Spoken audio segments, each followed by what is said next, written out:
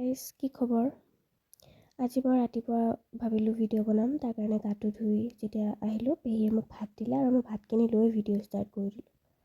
তাৰপিছত ভিডিঅ'টো কমপ্লিট কৰোঁ বুলি মই আইতাৰ লগত এফালে যাম বুলিও ক'লোঁ, কাৰণ তেতিয়াহে মই ভিডিঅ' কৰিব পাৰিম। আৰু এয়া টেম্পুৰ পৰা নামিলোঁ। এয়া আইতা আগত আহি যায় ভিডিঅ' বনালে, কিন্তু দেখুওৱা বুলি ক'লে নেদেখায় মুখখন, কিন্তু এনেই ওলাই যাব। আৰু আইতাক গ'ল, এতিয়া আইতাই কিবা ট্ৰিটমেণ্ট লৈ আছে আৰু মই বাহিৰতে ৱেইট কৰি আছোঁ।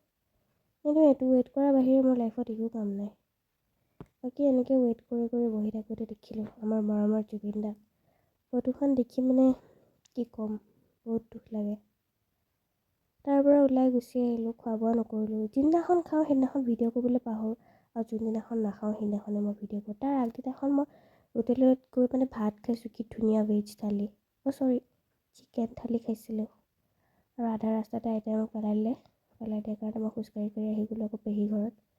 কাৰণ মই এনেকৈ ঘূৰি ফুৰোঁ গাইজ, অনাই বনাই। এইটো হৈছে পেহীহঁতৰ বালিয়া ৰাস্তা, বালিয়া। আৰু এয়া মই দেখাত লাগিব পাৰে যেন গা নাই, মই পুৱাই গা ধুইছোঁ। আৰু এয়া চিপছ খালোঁ, যিটো মোৰ পেহীৰ ছোৱালী ভাগৰ আছিলে। মই আধাখিনি খাই দিলোঁ। আৰু সন্ধিয়া খালোঁ দহি বাৰা।